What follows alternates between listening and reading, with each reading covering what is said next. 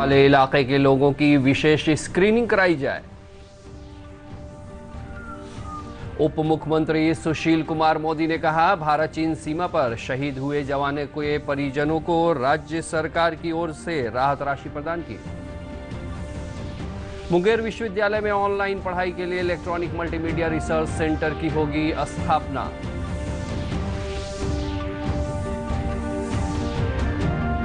और मौसम विभाग ने कल से उत्तर बिहार में भारी बारिश का जारी किया अलर्ट।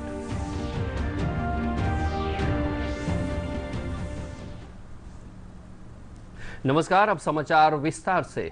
मुख्यमंत्री नीतीश कुमार ने निर्देश दिया है कि अधिक कोरोना संक्रमण वाले इलाके के लोगों की विशेष स्क्रीनिंग कराई जाए। मुख्यमंत्री ने राज्य में कोरोना के बढ़ते मामलों को देखते हुए स्वास्थ्य विभाग को नए सिरे से रणनीति तैयार करने और टेस्टिंग करने का आदेश दिया है। कोरोना संक्रमण स्थिति की मुख्यमंत्री ने सोमवार को शीर्ष अधिकारियों के साथ समीक्षा बैठक की। मुख्यमंत्री ने कहा कि कोरोना संक्रमण के चेन को तोड़ने के लिए अधिक संक्रमण वाले इलाकों में फिर से विशेष स्क्रीनिंग कराने की जरूरत है।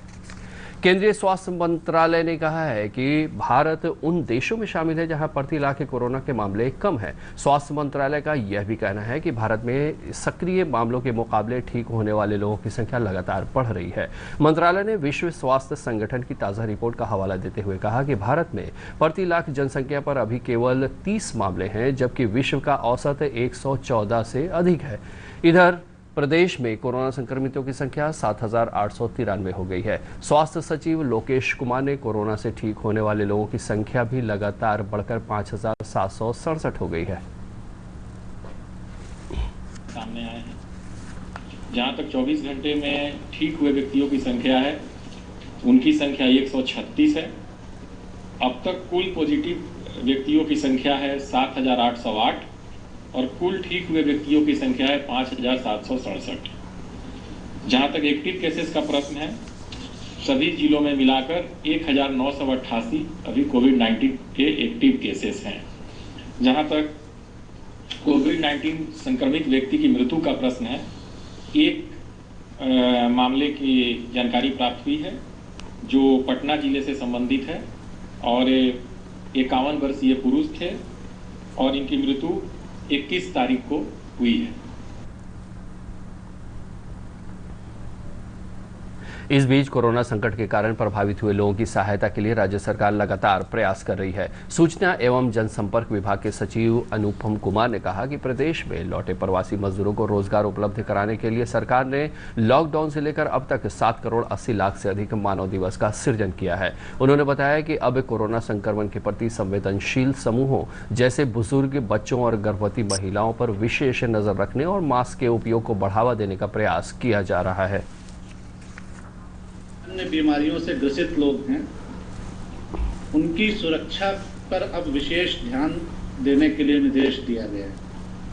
तो एक तो ये था, इसके लिए स्वास्थ्य विभाग को कहा गया है कि इसके लिए विशेष रूप से स्ट्रेटजी बनाकर काम किया जाए। दूसरा कि अभी भी देखा जा रहा है कि मास्क का उपयोग और प्रमोट करने की आवश्यकता है। तो इसके लिए पुनः जो अवेयरनेस कैंपेन एक चलाई जाए और लगातार लोगों को मास्क पहनने के लिए जागरूक किया जाए। उप मुख्यमंत्री सुशील कुमार मोदी ने भारत चीन सीमा पर गलवान घाटी में चीनी सैनिकों के साथ हुई झड़प में शहीद हुए जवानों के परिजनों से मिलकर उन्हें सांत्वना दी। समस्तीपुर के मोहिनुद्दीन नगर प्रखंड के सुल्तानपुर गांव के शहीद जवान अमन कुमार के परिजनों से मिलकर उप मुख्यमंत्री ने उन्हें राज्य सरकार की ओर से 36 लाख रुपए का चेक प्रदान किया। शहीद के परिजनों से मिलने के बाद श्री मोदी ने कहा कि शहीद अमन कुमार समेत बिहार रेजिमेंट के जवानों ने चीनी सैनिकों का डट कर मुकाबला करते हुए अपनी शहादत दी है। उन पर पूरे देश को नाज है। चलिए शहीद हुआ देश शहीद के लिए ये जाबाज जवान मारते मारते मरे।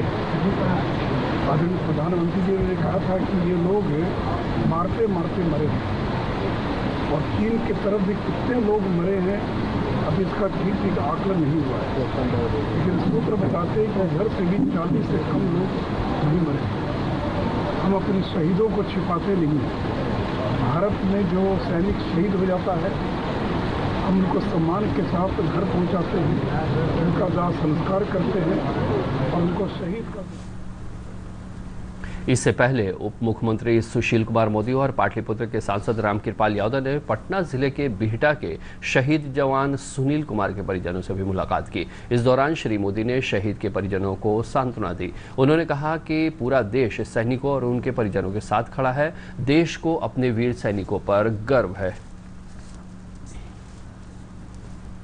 लॉकडाउन के दौरान सभी स्तरों की पढ़ाई का नुकसान हुआ है। सभी छात्र घर पर ही रहकर पढ़ाई कर रहे हैं, जबकि कुछ स्कूलों और छात्रों ने ऑनलाइन पढ़ाई भी शुरू कर दी है। इसी बीच मुंगेर से खबर आ रही है कि मुंगेर विश्वविद्यालय में ऑनलाइन पढ़ाई के लिए इलेक्ट्रॉनिक मल्टीमीडिया रिसर्च सेंटर की स्थापना को मंजूरी मिल गई है। देखिए ये खास रिपोर्ट।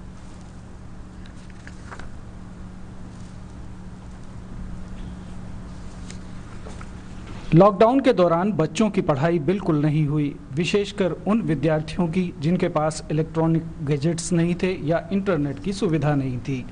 आगे स्कूल, कॉलेज और विश्वविद्यालय कब खुलेंगे इसका कोई अनुमान नहीं लगाया जा सकता। ऐसे में ऑनलाइन पढ़ाई ही एकमात्र जरिया बचता है जिससे छात्र छात्राएं घर बैठे पढ़ाई कर सकते हैं और ऑनलाइन परीक्षाएं दे सकते हैं।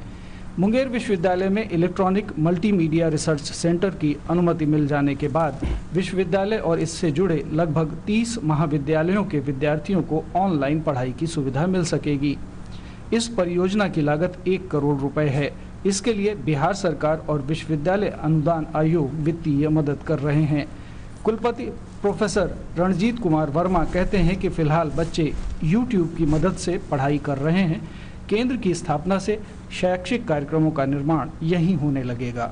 इससे आधुनिकता तो आएगी ही और मुंगेर विश्वविद्यालय से अधिक स्तरीय हमारे यहाँ रिसोर्स पर्सन पूरे विश्व से जुड़ेंगे।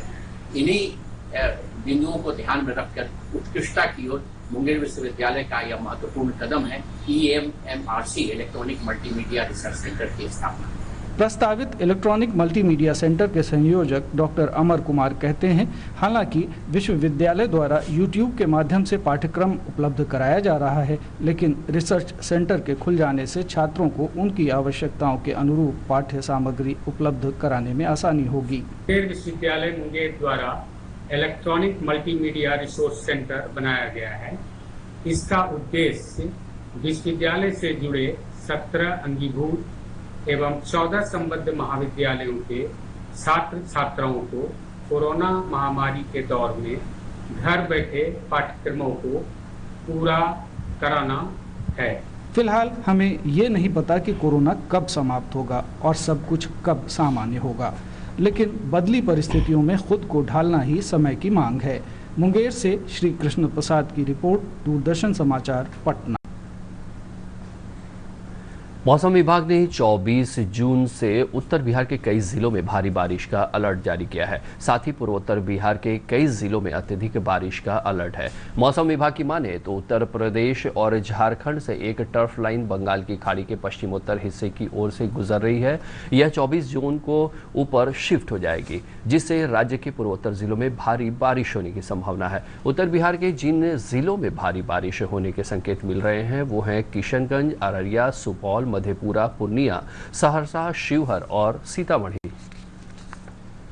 पूर्णिया जिले के 82 अनुमंडल में मानसून की पहली बारिश में ही बाढ़ का खतरा मंडराने लगा है। वहां कई गांव महानंदा, परमान और कनकई नदी के कटाव की चपेट में आ गए हैं। एक रिपोर्ट में ही 82 के विभिन्न इलाकों से होकर गुजरने वाली परमान नदी का जलस्तर बढ़ने लगा है। इस कारण बाढ़ के खतरे के साथ साथ कटाव की समस्या भी उत्पन्न हो गई है। बायसी के हाथीबंधा गांव में परमान नदी के किनारे पहले किए गए निरोधक उपाय विफल हो गए हैं। इस कारण हाथीबंधा गांव पर कटाव का खतरा मंडराने लगा है। अभी तक कई घर कट भी चुके हैं। यही स्थिति महानंदा नदी के तट पर बसी बंगामा पंचायत की भी है। यहाँ भी कटाव शुरू हो चुका है। यहाँ के लोग कटाव की स्थिति को देखते हुए रत जगह करने पर मजबूर हैं। समस्या ये है कि कब्रिस्तान भी कट गया और इस गांव का लोग काट करके फिर भाग गया, फिर नदी काटा। उसके बावजूद जब जगह नहीं मिला तो कोई बाइसी चला गया, कोई कुमरवा घुस गया। इस तरह का घटना हो रहा। कोई भी MLA MP है आता है, देख लेता है, कहता है हम कर दिए। और समय जब आता है, जब बांध का पानी लगा तो कुछ नहीं होता, सबका घर कटता है। ये यहाँ का नीति है। यहाँ कटान चालू हो गया है और बारिश का टाइम है, पानी भी बढ़ रहा है और सब दहशत में है। ये हाथीबंदा गांव है, 22 से सटा हुआ है, 22 पंचायत, और कोई किस्म का प्रशासन या सरकार के तरफ से किसी तरह का मदद नहीं मिल रहा है। हाथीबंधा पंचायत के मुखिया ने कटाव की बाबत बताया कि हर वर्ष कटाव निरोधक कार्य होता है, लेकिन काम ठीक से न होने के कारण कटाव की समस्या बराबर बनी रहती है। यहाँ जो सबसे ज़्यादा परेशानी है वो परेशानी ये है कि ये गांव हाथीबंधा है, ward number 1, ward number 2 Hathibandha में पड़ता है और ये दोनों वार्ड वाले बहुत ज़्यादा परेशान हैं। जब पानी जो है नदी में थोड़ा सा ऊपर आता है तो कटाव शुरू हो जाती है, जिसकी वजह से सारे लोग परेशान हो जाते हैं। घर भी कट करके गिर जाता है और सारे लोग परेशान रहते हैं, और जब बारिश होती है तो लोगों को जो है जान बचाना मुश्किल हो जाता है। प्राकृतिक आपदाओं के आदी हो चुके बायसी अनुमंडल की जनता बारिश की शुरुआत में ही नदी के रौद्र रूप का सामना करने पर मजबूर है।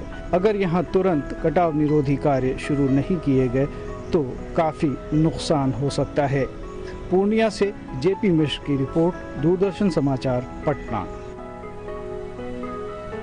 एसयूसीआई कम्युनिस्ट पार्टी के तत्वावधान में मजदूरों की समस्याओं को लेकर पटना में धरना प्रदर्शन का आयोजन किया गया। पार्टी की सदस्य अनामिका कुमारी ने बताया कि सरकार अप्रवासी और स्थानीय श्रमिकों को रोजगार दे या उन्हें प्रतिमाह एक निश्चित रकम गुजारा भत्ता के रूप में दे।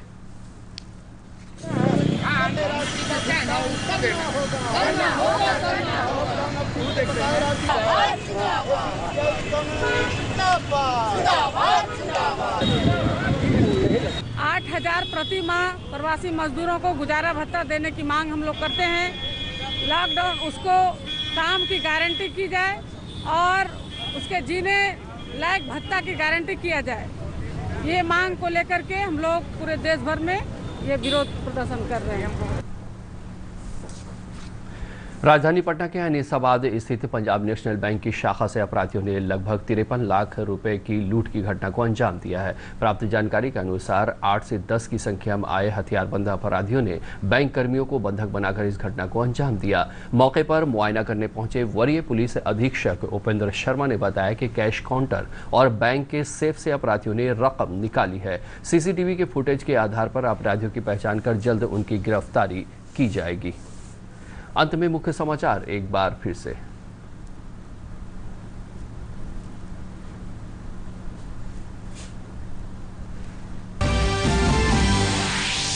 मुख्यमंत्री नीतीश कुमार ने दिया निर्देश, अधिक कोरोना संक्रमण वाले इलाके के लोगों की विशेष स्क्रीनिंग कराई जाए।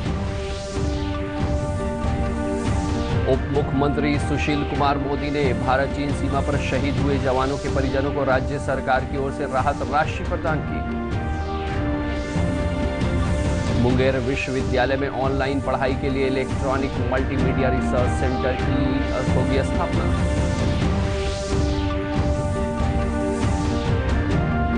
और मौसम विभाग ने कल से उत्तर बिहार में भारी बारिश का जारी किया अलर्ट।